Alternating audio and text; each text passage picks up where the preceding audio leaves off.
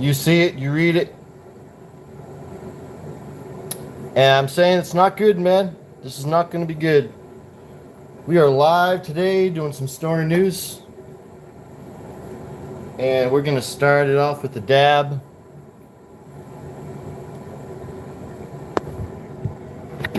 I'm going to move my device over here. So we're just going to be dabbing all the freaking time. All dabs. And reading this terrible news that just come out. I think it's terrible. I think this, fuck it, I'll just leave it like that. I think this will mean the end of probably all of our home grows, whatever. Before I get into all that, though, I'm going to take a dab. You may hear my, I don't know what you call it, fan on. I'm indoors. Firing up the old dab rig. Get this all nice and cooking here. Now, probably a lot of you guys, maybe you haven't heard about what's going on at the Burning Man. But man, that's some stories all in itself there. Whew. I think some of that shit I can't even say on YouTube, so. But we'll be focusing on their rescheduling of cannabis, which is not good in my opinion. I can just briefly talk about it now. I'll touch upon this later on too. The rescheduling to Schedule 3 is going to put different requirements on the home grow, I believe. It would make it no different than producing like Tylenol in your house. Now, you're not allowed to produce Tylenol in your house or different other Schedule 3 drugs. So that is a serious problem we're facing here. We're at the temperature we need to be. Cheers.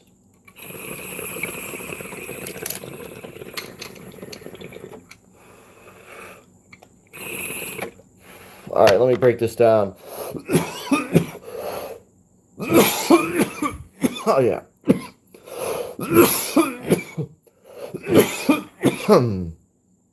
Oh, yeah.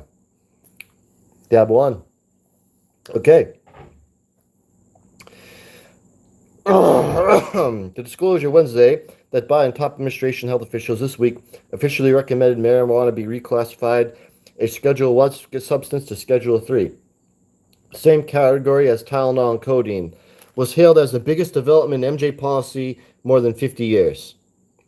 Of course, this made the marijuana stocks go up and different things like that. The article goes on to say that it's historic. It's the biggest thing that's ever happened in cannabis reform in the federal government ever. Shane Pennington, a partner of Washington, D.C. based law firm Porter Wright, told MJ Biz Daily in a phone interview.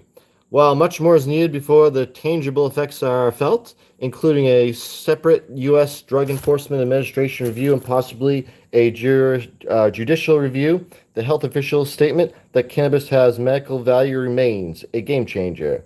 Pennington note. Now, I don't believe it's a game changer. This is just like gonna help like the big dispensaries and the big producers to produce more of their garbage cannabis that everyone friggin' hates at these dispensaries. Overpriced trash. And it's going to limit the cultivars. And it's going to also affect home growers. I believe this will destroy home growers. I believe this will run most of the cannabis community off of YouTube, off of doing their thing and all that shit. Because keep in mind, Schedule 3, that'll make the seed Schedule 3. So now you're basically making your own Tylenol and selling it on it. They're going to come after you. They figured out a way to come after us. This is not good. Anyone to think, oh, well, I'll just get a license. I don't think it's going to even help you there because they're going to probably make you jump through all these regulations now. Go to Schedule 3. This is only going to promote the big millionaires that are going to be friggin' with their big name friggin' dispensaries and all that shit. This is not going to help any of us. They like it because it's going to allow them banking and all the other bullshit. But you know what I mean? It's going to just prevent, like, the average person from saying, I don't want to buy it from a dispensary. I can grow my own and have it be cleaner. I can breed my own cannabis and have the effects in the medicine I want. They're going to make that illegal, and they're going to make only Schedule 3 legal, but you have to have a Schedule 3 license. They're probably going to make you get a Schedule 3 license now in this whole mess. The administration was completed in less than 11 months. The administration process was completed in less than 11 months, reflecting the department collaboration and leadership to ensure the comprehensive scientific evaluation be completed and shared expeditiously, the HHS spokesperson told. A DA spokesperson confirmed the receipt of the letter from the Assistant Secretary for Health in a statement Wednesday. DA has the final authority to schedule or reschedule a drug under the Controlled Substance Act. DEA will now initiate its review. The agency declined to comment further. Neither agency provided a copy of the letter, which blah blah blah. They sent. There's no hard and fast deadline for the DA's response, but most observers believe a recommendation is likely before November 2024.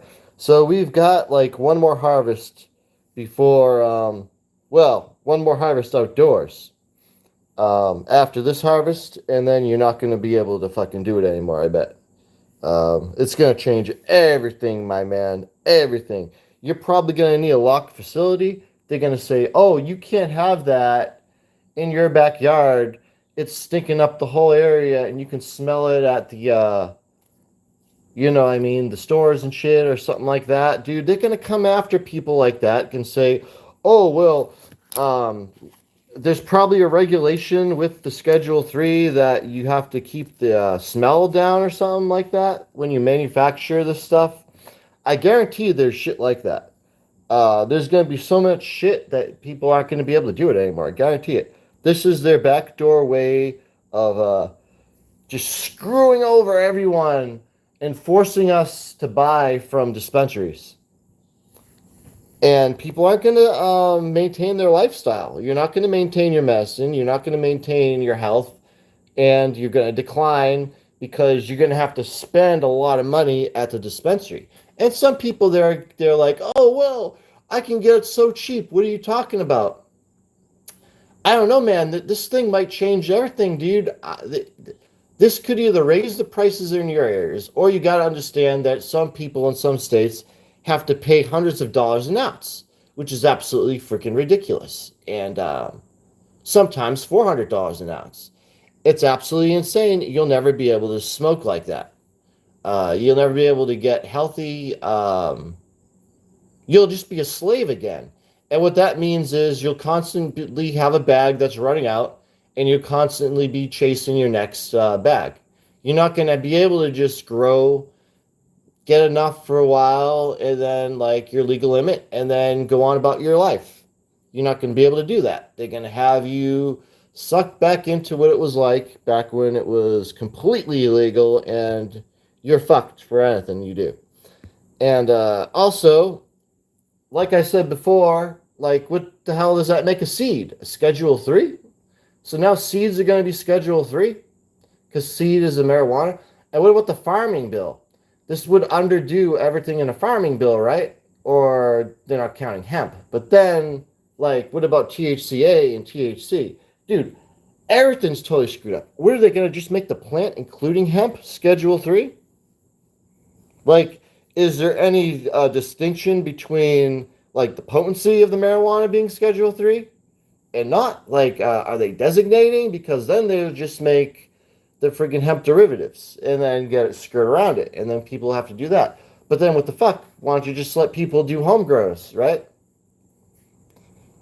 And I was warning people that like I would always say, why the heck would the government allow people to do home grows, and in their mind must be thinking wasting all this electricity. uh, this is their way to do it now. If they when they are talking about like electricity being scarce now, and they have to limit electricity, and they don't want people using this much and all this BS, dude, they don't want us growing at home, man. I'm telling you. Why would they want us growing at home when we're just sucking off the electrical bill? Well, not me, but a lot of people out there are. And like they'll like spend like big money to have like a few ounces of weed. And people must say they're absolutely insane. Why would you spend like $1,000 electric bill and only get a few ounces of weed? Well, people like doing it. They like to have their marijuana. They like to know where it came from.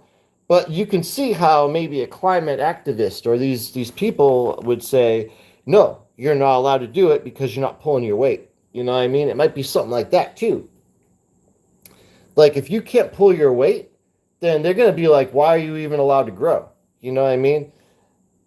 Dude, there's some shit on its way, and it's Schedule 3, and I don't like it. And then you can go, I was just searching for this article, so I typed that in. Well, this pops up. Yeah, so this is just Wednesday. They're recommending the reclassification, Schedule 1 and Schedule 3. Same category, that would be Tylenol and codeine. Now, as far as I know, you're not allowed to make Tylenol at your house. You need a specific license to make a Schedule 3 stuff. And then, like, God help you, you're not allowed to send your Schedule 3 stuff unless you're, like, in the fucking thing. You're in the process. And they're just not going to give everyone Schedule 3 fucking licenses. I'm telling you, this is not good at all, dude. This is not good. Who cares about marijuana legalization? I want homegrown legalization. I don't care about marijuana legalization. I want it legal for anyone to just put a seed in their backyard or in their house and grow a plant legally, and obviously kept out of the hands of like minors and stuff. You take the precautions of security and stuff like that. Like yeah, I would think that should be legal right here. Now, I can understand people probably don't like the stinking and things smelling. What's that going to have when people complain, hey, there's a Schedule 3 producer over there, and it's giving me headaches because I smell it all day. And then the fucking government's going to look up the law, and they're going to say, hey, look, it says here that any producer of a Schedule 3 drug has to keep the odors within a certain whatever. I guarantee it's out there. It has to be. Because they wouldn't, and this is serious manufacturing. Putting cannabis in the same category as Tylenol and codeine is absolutely BS. Because it's not being like manufactured, it's just a plant you put in the ground. That would be like saying, I'm scheduling a tomato as a freaking Tylenol, or I'm scheduling this herb as Tylenol. There's some herbs that have the same benefit Tylenol has. There's a lot of stuff out there. Oh, what are they going to reschedule that too? Oh, you can't have this herb growing in your garden. No more basil. No more whatever. I don't even know if basil does anything. Absolutely ridiculous. This is a crime in itself. And you can scroll down here. Let's just click this for the fun of it. What is a Schedule 3 drug? Okay, Schedule 3 drugs, abuse potential is less than Schedule 1, of course, than Schedule 2, of course. Some examples of Schedule 3 contain less than 90 milligrams of codeine per dose unit, Tylenol with codeine, chematine, anabolic steroids, testosterone. Ah, man, you see that shit? Testosterone? You gotta go to your doctor to get a testosterone shot. You gotta get prescriptions for steroids. All that shit you gotta get prescriptions for, except for Tylenol. And it has to have below a certain thing, right?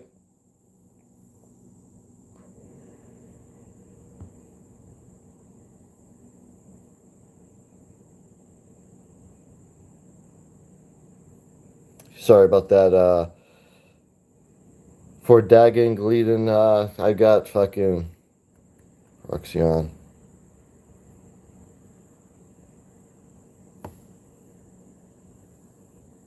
So what's next? U.S. Department of Health and Service made a recommendation. We all know that. Why did they make the recommendation? Attorney General from Controlled Substance Act, Listing Authority, initiate administrative process. This all has to do with stock markets, and they're all invested in it, and they're probably pissed at the home growers because we're putting them out of business, and their stocks would be more money if it wasn't for us growing and smoking our own. So we're going to make it Schedule 3, and they won't be able to do it anymore without proper government paperwork. And then you're going to have to follow all the protocols of what a Schedule 3 requires. Oh, yeah, what a trap this is. This is a trap. So, yeah, it rests with the Attorney General. Okay, the factors the DA consider would be cannabis, actual a relative potential for abuse. 2. Scientific evidence of pharmaceutical effects, if known. 3. The state of current scientific knowledge regarding the drug or other substance. 4. In history of current pattern of abuse. Okay, well, they're probably not going to like us smoking all the time. The scope of duration and significance of abuse. What, if any, risk? There is potential health. It's psychic or psychological dependency liabilities. Okay, whether the substance is an immediate or persecutor to substance already controlled under the Substance Act. That means, is it going to be a gateway to other drugs? What role does that play? Well, very important role. Okay, so if the DA agreed, what would happen? The Controlled Substance Act requires the DA undertake formal rulemaking procedures under the Administrative Procedures Act. So now they're going to be making rulemaking. This is extremely rare. Oh, see, extremely rare. Dude, when you hear extremely rare in rulemaking, that's not good. They're not going to do anything good for us, man. Oh, God, help us all. Most regulations are promulgated by the agency, proposed by the regulatory language throughout the publication, and proposed regulatory in the federal registration, along with reasons for its proposal. The agency will open a public comment and then publish a final regulation in the Federal Register with response to the comment and explanations for any changes. The formal rulemaking procedure is similar, but also requires, in cases, that DA hold public hearings on the record with the presentation of evidence similar to a courtroom proceedings. Now, here's what they need to do, and it's going to sound crazy. I call upon every marijuana activist, every marijuana person, put this word out to everyone. We have to go to this fucking meeting and sabotage them. Sabotage them from Schedule 3ing it. That means you go up and you tell them about how addicted you are and how it shouldn't be a Schedule 3. Just lie. Lie as much as you can to make it Schedule 1. We want to keep it Schedule 1 and under what we have now, because now they're not enforcing anything and it's good. Things are good now. We don't want to go to Schedule 3. Stop this now, everyone. I'm telling you. Sabotage them. Sabotage them. Go to this event and tell them how horrible the marijuana has done to you and that it needs to stay Schedule 1. Do it in fucking masses, dude. Do it. Do it. I beg of you. It's the only thing that's going to save us. Convince the DEA not to do it and keep things the way they are. What are some challenges of rescheduling? Another word, face, blah, blah, blah. Okay, a single convention of narcotics, which would use a signatory. This treaty would require that cannabis be controlled in a certain manner, not unlike Schedule 1. See, they're still going to control it. Schedule 2 drugs. In isolation, that is not much of a problem, as many other signatory countries have already legalized cannabis. The issue is that the Controlled Substance Act itself binds the Attorney General to follow that treaty. In other words, it's not just a treaty that applies, but the U.S. law. In incorporating the treaty, the Controlled Substance Act requires the Attorney General to place drugs under the schedule he deems most appropriate to carry out. Compounding the issue, the decision of the United States Circuit, blah, blah, blah, blah. I mean, we don't need to read this. It's all bullshit. It's not really telling us anything new. Of course, we'll do whatever they want. You can read this article. What will not change? Cannabis will not be federally legal. See? It's not even going to federally legalize cannabis. We don't want this, man. Whatever they're doing, this is a trap. Cannabis will not become legal in states that do not authorize and whatever. Cannabis companies will plant touching operations in the U.S. will not immediately be able to list on major U.S. exchange. Plant touching? FDA will not assume immediate enhanced regulatory oversight or enforce capability with regard to state legal cannabis operators and operations.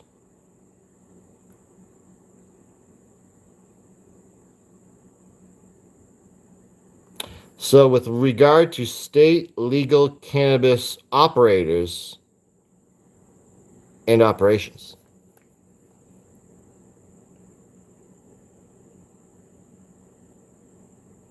FDA will not assume any immediate or enhanced regulatory oversight or enforcement capability with regard to state legal cannabis operations and operators.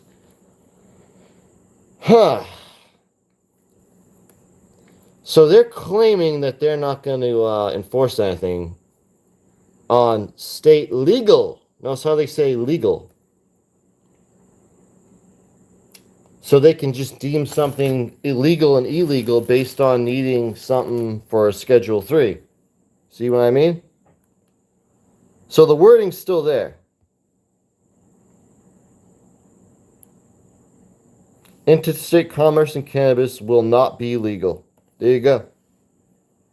So they're not going to allow you to send it across the state, which means, are they going to say a cannabis seed is Schedule 3? Right now, they're saying it's hemp.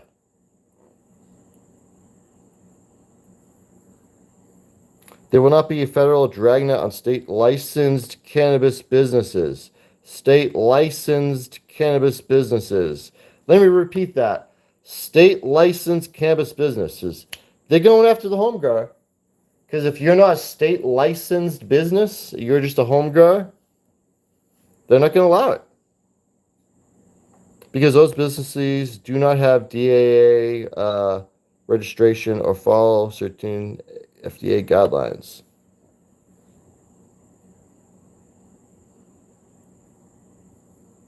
Okay, it says the uncomfortable status quo of federal ineligibility and state legality remains.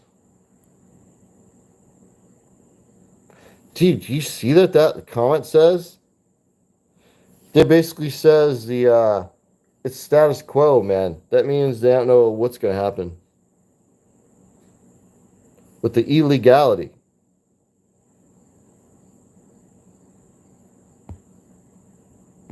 In terms of a lot, in short term, not much. No crystal ball. See, they could provide guidelines or subject cannabis to existing regulatory authority.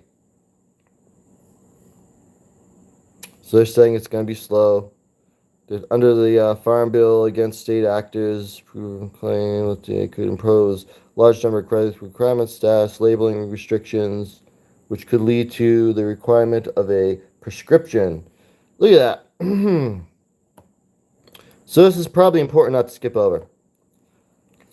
However, Forley Huggs, FDA specialist, cautioned that it's likely to be a slow increment process in the absence of legislation. Some commenters have addressed a fear that the FDA regulators will be preempt state regulator of cannabis once reschedule occurs because cannabis will have accepted medical uses, making it a drug within FDA's authority.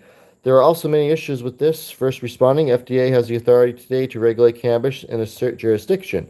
A Schedule 1 is not a bar to the FDA enforcement. Second, some intervening acts by the FDA or Congress will likely occur, but before FDA exercises meaningful enforcement oversight with regard to state legal cannabis.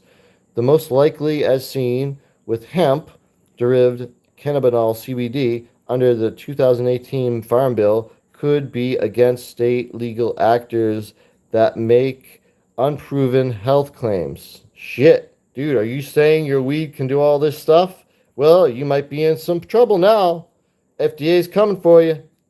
Eventually, FDA could impose a number of regulatory requirements such as labeling restrictions, which could include requirement of a prescription. That means you're not going to be able to have it without a prescription anymore. This takes away legalized cannabis. Identity, purity, and composition standards, establish a regulatory and product list, and good manufacturing practices for certain drugs, but there are some important caveats here. FDA regulates drugs in a specific manner, i.e., for specific formulations, specific indications, and specific populations. Okay, well, whatever. There are countless cannabis formulations and doses being marked today, and a small body peer-to-peer research regarding of nationwide state legal cannabis just doesn't fit FDA's drug regulation model. FDA will likely methodically in asserting its jurisdiction, and if it does, it would probably do so through rulemaking. See, rulemaking. Oh, you don't follow the rules, you're fined. Oh, you can't pay the fine. God knows, I don't know. They put you in jail. They take all your shit. The more likely scenario, as seen with the CBD hemp derivative cannabinoids, is the FDA determines it needs additional authorization and funding from Congress, such as for the Cannabis Center, similar to its center for that tobacco crap there. Now, if you see, they want to get more funding. It's all about money. It's a money grab. So maybe they'll get greedy and say, we want money and we'll do that. But odds are they're not. They're just going to screw with us. Third, FDA preempted a complex area of law. It is certainly not a foregone conclusion that the FDA regulation will entirely preempt state regulation, or even as many areas of state regulation. Preemptive effect. In the absence of new comprehensive cannabis legislation passed by Congress, it's likely that the piecemeal. One thing is for sure, there is no FDA playbook for this. It is uncharted territory. And if a past prologue, the agency will increment and careful in any assessment jurisdiction in absence of new federal legislation. Alright, and then they say all that shit. Interstate commerce. Essentially could make that require all cannabis sold in state to be produced in the state and susceptible to legal control under the Dormant Commerce Clause to the U.S. Constitution. See? There is a minimal legal difference in that argument under Schedule 1. Schedule 3 accepts that actively and theoretically nationally authorized under Schedule 3. See what I'm talking about? You're going to get that shit right there. You're fucked now. This is bad, man. That's not good. I don't know if you guys understood what that just meant there, but they're saying that they're going to enforce the Dormant Commerce Clause in the U.S. Constitution to go after you for interstate commerce because it's Schedule 3, and they're saying that Schedule 1, they didn't enforce it, but they enforced the Schedule 3 already. So they're going to make it Schedule 3 and just enforce it to the Schedule 3. Such as FDA development, scientific research. Those battles would, however, play out piecemeal. You know what piecemeal means? Look up piecemeal. It's not good. That means like, well, let's look it up now. Piecemeal.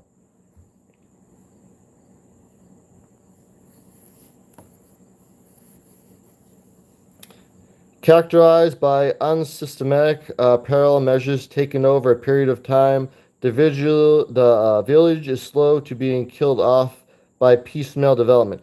Oh, what a great definition. Talking about a village being killed off. See, it's like not good. When they use it, it's always like they're wearing us down, you know what I mean? That's what that's kind of like.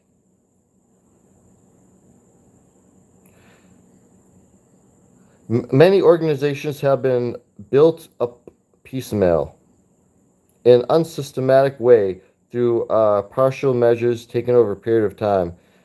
It's like systematic destruction.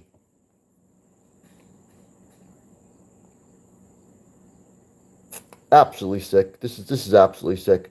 I can't believe I'm reading this right now. Everything that I thought that I was gonna like oh man, I just thought this was gonna be such an awesome fucking time for us.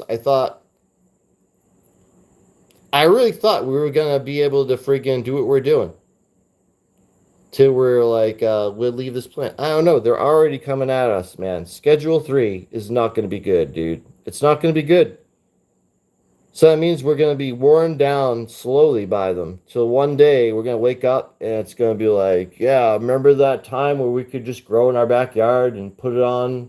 And like, remember that time we could just like share like my homegrown with someone? You could like give it away to your friends and stuff. Dude, you ain't going to be able to do that now. I think there are laws against giving away a Schedule 3 substance.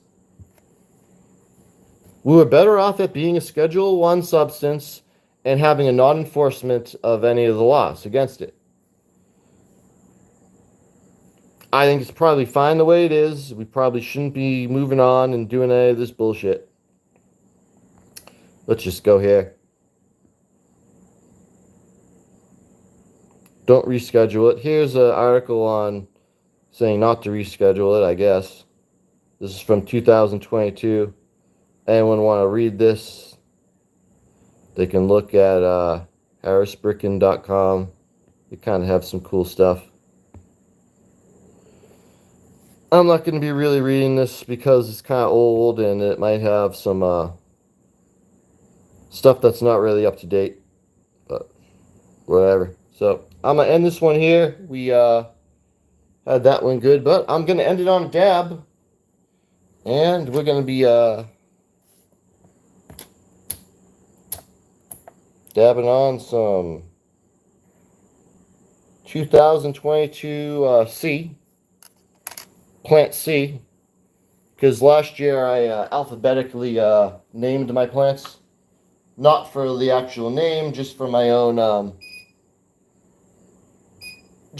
memory of figuring out what was what and categorizing it. A, B, C, D was pretty easy to do, so that's what I did. And then I did male A, male B, male C, D, E, you know. So that's that on that front. And I don't know about what we're going to have to do here, but are they going to consider breeding, like manufacturing too? You know what I mean? Like, what are they going to do with that? Are they going to say you can't have higher potency cannabis? You can only have it at a certain potency? And you might say to yourself, oh, well, screw that. I'll just grow it myself. Well, guess what, buddy? You're not going to be able to have your license or your thing. And guess what? Guarantee with their Schedule 3, you get those random show-ups. But guess what? It's not going to be the cannabis police that kind of treat you fairly. It's not going to be like pot cops or whatever that aren't going to really like do anything bad to you. Nope. You're going to have the FDA up your rear end. And they're going to fine you all sorts of stuff. It's worse than OSHA if you're in construction. If you're in construction, you don't want OSHA coming after you. You're in big trouble. Same with if you're a drug manufacturer of a Schedule 3, you don't want the FDA coming after you, man. You're in trouble then. That means, like, the trouble you get in then is, like, big money trouble. That's what I'm talking about. Like, they'll fine you $100,000, man. Hundreds of thousands. It's nothing to screw with.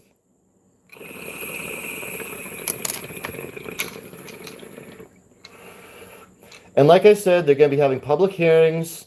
We need to spread the word that we go to these public hearings and we sabotage the Schedule 3. I don't care if you have to lie. Tell them how addicted you are. Tell them that how controlled by it you are, how it's destroyed you. Everyone just needs to do it. They hear that, they'll say, keep it Schedule 1. We're better at that front. We're better off doing this. They Schedule 3 it. Like I say, you own one of these like $1 million fucking pot companies and shit. Oh yeah, you're in the bank, dude. You can afford all the regulatory upgrades and stuff. You think the average cannabis producer with a license in the state is going to be able to jump through the hoops that they're going to be wanting you to jump through? And they try to make it out like they're tricking you by saying, oh, we don't know, it might not change, but they have the authority. Oh, well, there's going to be some piecemeal. Oh, there's going to be, dude, screw this, dude. They're all saying that they're going to wear you down slowly over time, and they're going to take away your right to do it. That's what they're saying. Only the people with the fucking money are going to make the money.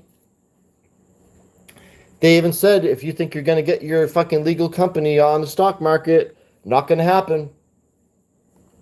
I'm telling you, bad, bad, bad. It should be completely legalized. That's what they should do. Legalize it 100%. Schedule nothing. Schedule nothing. And I would do this. I would demand some of these people, like, give up sugar. I demand they give up sugar for, like, a year, because sugar gives them a sugar high, and it's getting them, they're addicted to sugar.